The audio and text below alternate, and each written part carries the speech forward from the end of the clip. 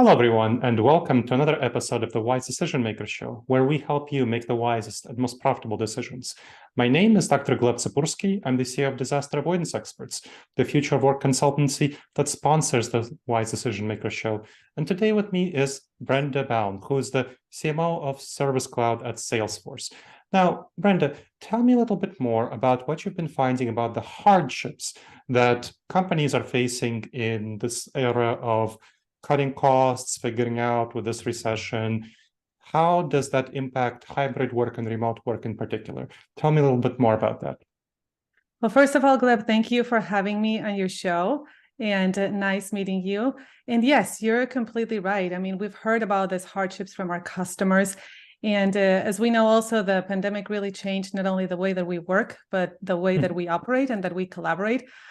So what we hear is that organizations are strategically navigating today, reducing costs in this economy and labor market. And they're also looking at consolidating their tech solutions to drive that efficiency and that growth that they need to deliver.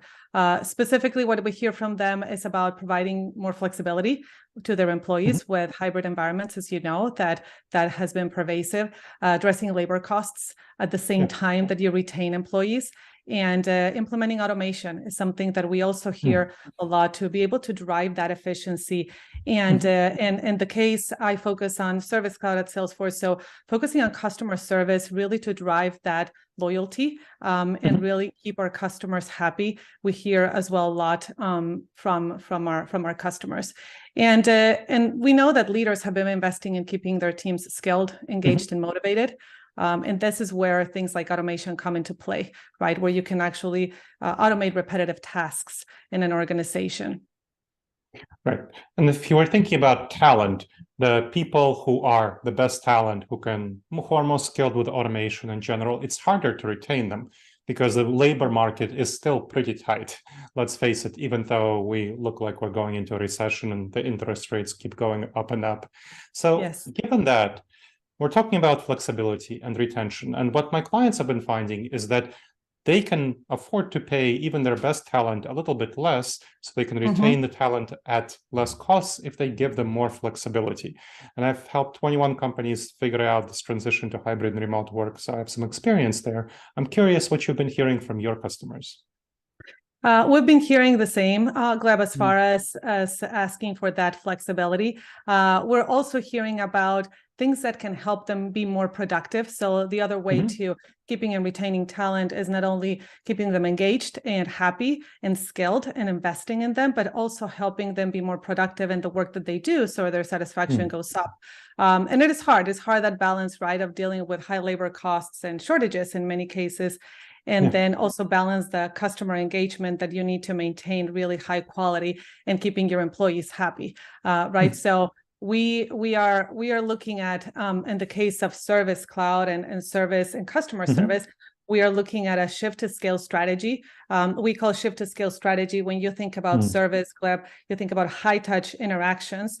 And when a technician comes to your house to fix a particular appliance, or low touch or no touch interactions, which is when you engage with a bot, right? So I think that employees play a key role in all that continuum of engagement with customers. And we see, when we think about helping our customers shift to scale, is going from high touch interactions to low touch interactions. So you can really automate the things that are repetitive and that don't require a lot of specialization.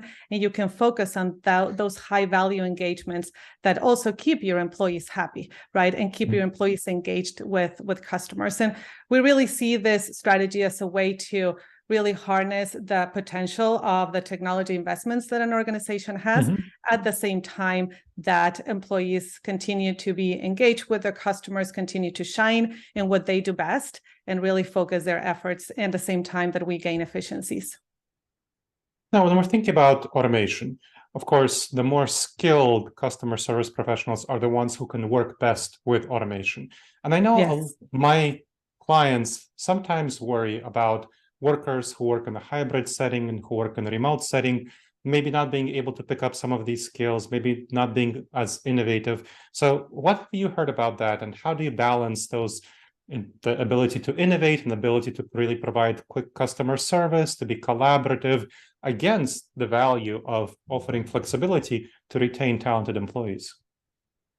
I think automation is one of those very malleable innovation pieces in technology that has evolved over time and has become even more relevant because it really applies to whatever the company needs. And automation meets companies where they are, meaning every company looks at their business processes and looks at where can I automate that it would add value for my company, that can benefit my bottom line, keep my employees happy while I scale them and focus them on things that are high value for them as well, and then ultimately provides a great customer experience, right? So I do believe fundamentally that automation allows more work to be done in a remote or hybrid setting, because with automation and intelligence, companies can really look at being strategic across their customer engagements.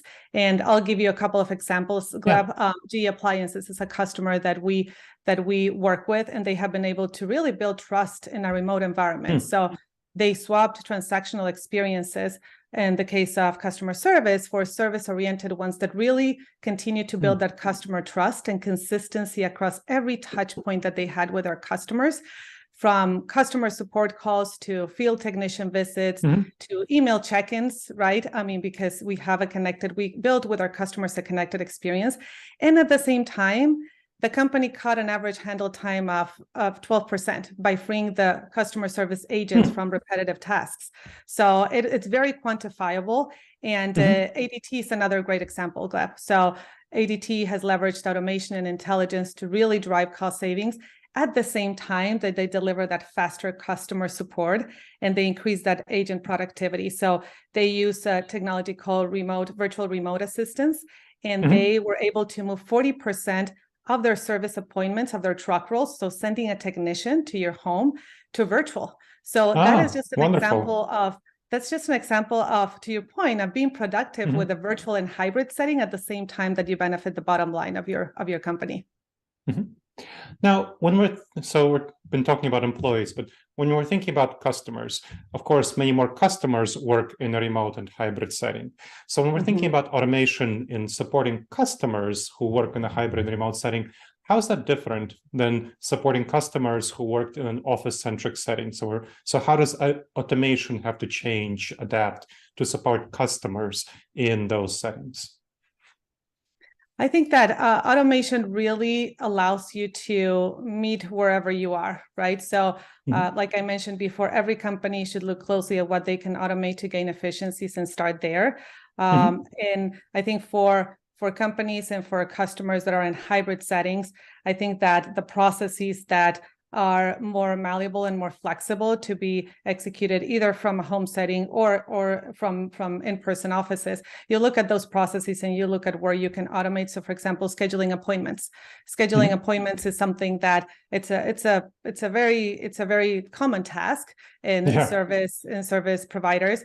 And you can automate those scheduling appointments. So the person that is dedicated to scheduling appointments, which is probably working from home, you will automate some of those tasks, and that person can focus on looking at, okay, what is the next value chain step that I can do with my customers, and focus more on the customer experience, right? So we see in many cases call centers and contact centers, right? Like right now, they're a lot more diversified. Not only you have like the in-person contact center, but you have people that are dedicated to their contact centers working from many places in an organization. Yeah, that's a good example. Now, tell me a little bit more about the basis for your expertise. So you're the CMO at Salesforce for Service Cloud. Tell me about what that does and how does that drive efficiency for customers for automation? So right now, I mean, service is at the center of everything, as you can imagine, right? Especially with the pandemic, and now that we are after the pandemic, like when you think about service or a product that a customer buys, customer service, it starts with the experience when you acquire that product or when you receive that service, and it lives with you throughout your experience, right? When you get any follow-ups, when you get any maintenance on that product that you bought, and it really influences brand loyalty and the experience that you have a lot with the product. So we truly believe like a lot of the customer experience starts with service, and it lives throughout the customer life cycle. And what we find with service is that what's most efficient is putting customers at the center, right? And you can speak to that in every customer engagement instance, right? But also connecting every experience that the customer has across every channel. And I think that customer service is very critical for that, because we connect all the experience that the customers have and really meet them where they are and fulfill the needs that they have throughout their experience with a product and with a service. Excellent.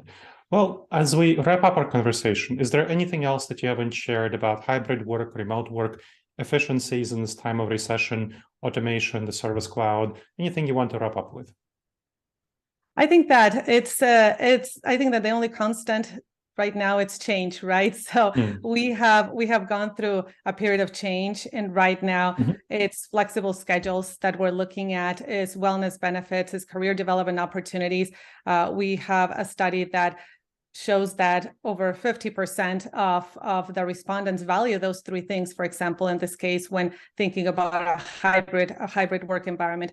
And I think what I would leave this conversation with is that given the economic situation that we're in, I think that it's most importantly to think about the people first and make sure that if we have a hybrid work environment, that we trust employees, that we trust what they do, and really at the same time fulfill the needs of the business, right? And delivering on the bottom line, delivering on the results that we have, and really looking at the IT investments, the technological investments that companies are making, because we know that they want more out of their investments. We know that they want to do more with less. So it's really helping customers consolidate those investments and make the most out of what they have today.